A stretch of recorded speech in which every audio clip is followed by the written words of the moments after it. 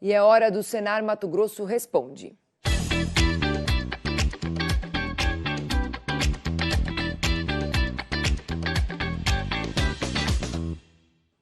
Hoje a gente dá sequência à série de orientações sobre como agir diante do maior risco de incêndios florestais nessa época do ano. Você sabe quais os principais cuidados na hora de combater o fogo? Vamos conferir a resposta com o Luiz Patroni e o pessoal do Corpo de Bombeiros. Boa tarde, Patroni. Olá, boa tarde para você, boa tarde a todos. Exatamente, né? Período crítico do ano, é preciso ter cuidado, agir preventivamente. Mas e quando o incêndio realmente acontece, né? Como agir nessa fase chamada de resposta pelo Corpo de Bombeiros? Vamos checar essas informações pensando na segurança de quem está combatendo esse incêndio com o Tenente Isaac Wiebe, que é comandante da Companhia de Prevenção e Combate a Incêndios Florestais do Corpo de Bombeiros aqui do Estado. Tenente, primeiramente, boa tarde mais uma vez, seja bem-vindo. Essa fase de resposta, ela é preciso ter preparação, né, a capacitação que a gente bem falou, conhecimento técnico do local, mas principalmente, né, muita consciência na hora de agir, especialmente quem não é um profissional da área, como é o Corpo de Bombeiros, né? Sim, com certeza, Patrone. Boa tarde a todos. A gente fala agora sobre a fase de resposta, né, Patrone? Sobre os cuidados que a gente deve ter durante o atendimento a essas ocorrências. Até que nós também tomamos cuidado e nós temos isso aí como política de realmente autocuidado dos nossos militares e de nós mesmos. Então, a gente sempre tem que prezar sempre pela nossa segurança, sempre ficar muito atentos, né, para não acontecer as fatalidades que a gente conseguiu acompanhar aí do ano passado e ao longo dos anos, né? Então, sempre tomar muito cuidado para não ficar inserido naquela que a gente falou que é a zona do homem morto.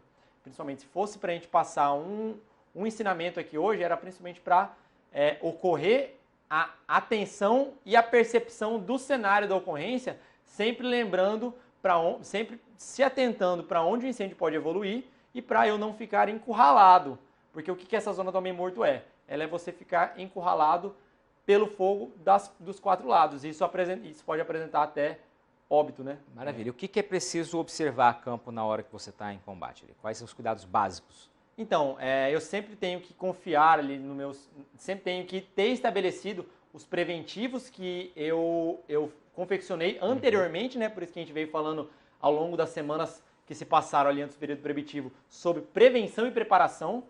E eu sempre tenho que olhar onde que é a minha zona de segurança, para onde que eu vou fugir em caso de um comportamento brusco do incêndio, porque se a gente for passar uma recomendação aqui principal, é com certeza o cuidado com a vida, porque o meio ambiente ele é importantíssimo, todos nós temos que lutar pela preservação do meio ambiente, mas a partir do momento que a nossa vida está em risco, nós somos prioridade, então não podemos deixar com que a nossa saúde seja atingida.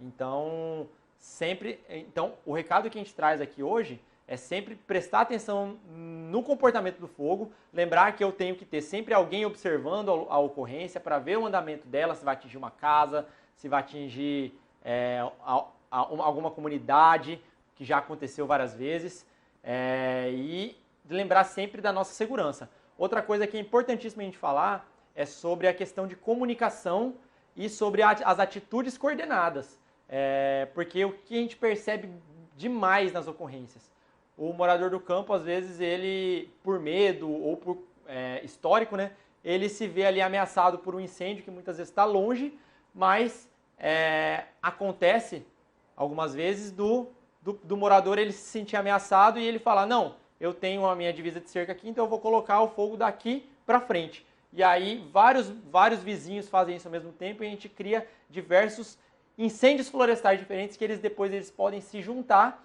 E aí atrapalha muito o nosso combate, porque a gente ia ter que combater um só, e aí viram 2, 3, 4, 5, 10, e aí prejudica bastante o atendimento. Rapidamente, a gente tem alguns segundinhos aqui, Tenente, eu queria só checar contigo, você falou na quarta-feira no Bom Dia Senar Mato Grosso sobre a regra dos 30, né, que é preciso estar observando muito isso, que é quando justamente a possibilidade do avanço das chamas ficar ainda maior. Relembra pra gente rapidamente aqui. Então, é importante a gente sempre perceber quando a gente está mais de 30 dias sem chuva, com a temperatura mais de 30 graus Celsius, umidade do ar inferior a 30%, quando a gente tem os ventos a mais de 30 km por hora.